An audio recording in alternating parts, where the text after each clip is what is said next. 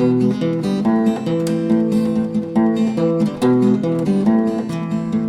бабушки под крышей сеновала курочка-молотка проживала.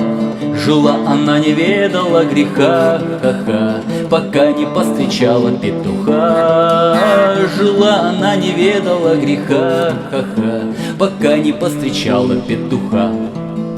Петух, как увидал свою молотку, он сразу изменил свою походку.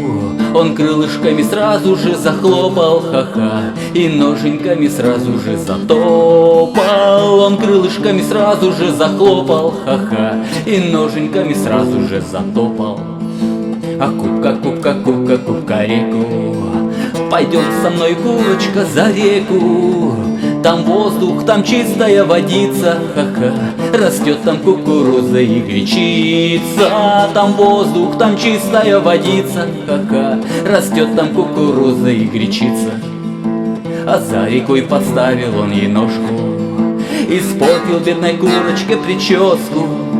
Поплакала, погоревала птичка, ха-ха, а через 9 дней снесла яичко. Поплакала, погоревала птичка, ха-ха, а через 9 дней снесла яичко.